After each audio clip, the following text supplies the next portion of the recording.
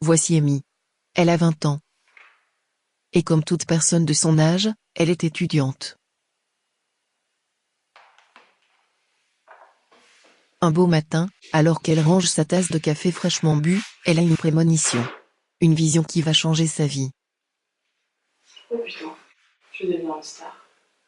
Comment va-t-elle gérer cette révélation? Sera-t-elle prête à aller au bout? C'est un fait qui semble inéluctable. Certain. Incontournable. Mais pourtant le doute persiste. Amy ne sait pas, Amy ne sait plus, elle est perdue. Et au moment où elle en avait le plus besoin, Céline lui apparaît, elle voit un message divin. On ne change pas, on met juste les costumes d'autres sur soi. On ne change pas, une veste ne cache qu'un peu de ce qu'on voit. On ne grandit pas. C'est décidé, qu'elle s'oriente vers la discipline la plus apte à répondre à ses interrogations.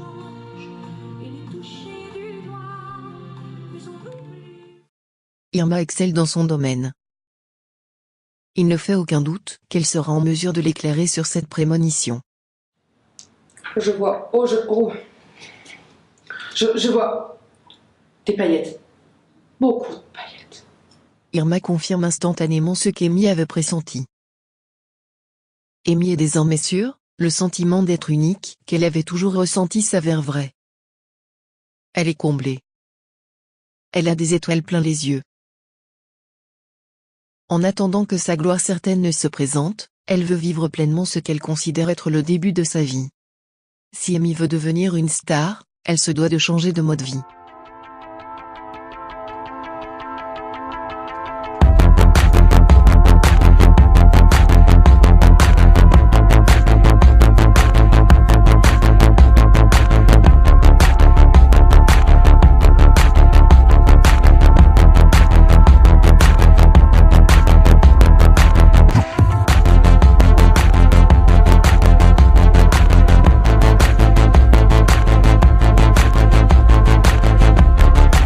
La magie est en train d'opérer.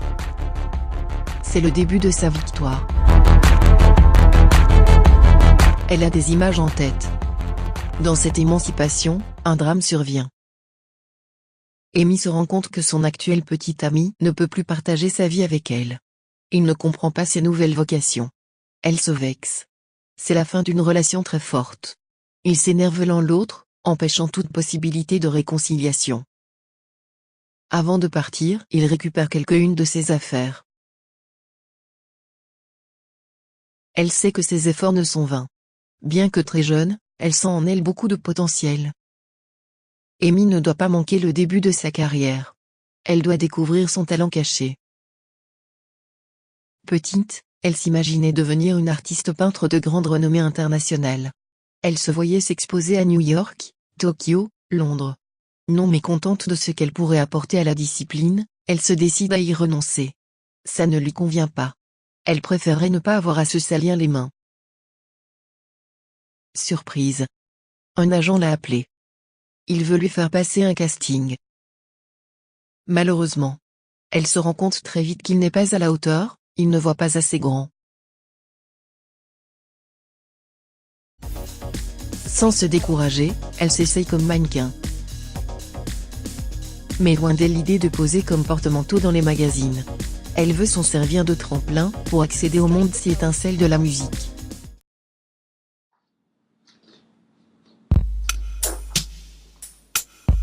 J'ai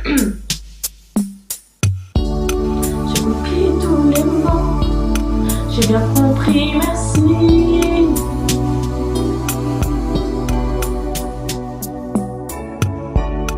Raisonnable et nouveau, c'est ainsi par ici.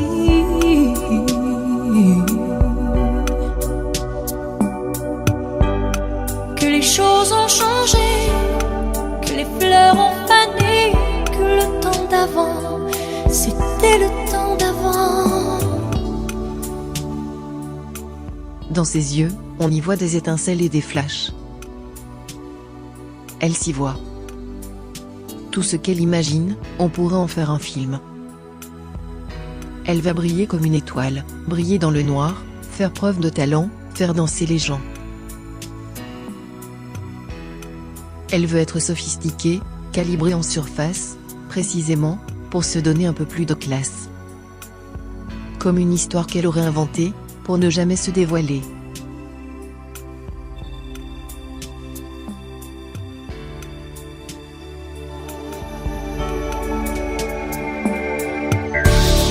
Fallait pas commencer, m'attirer, me toucher.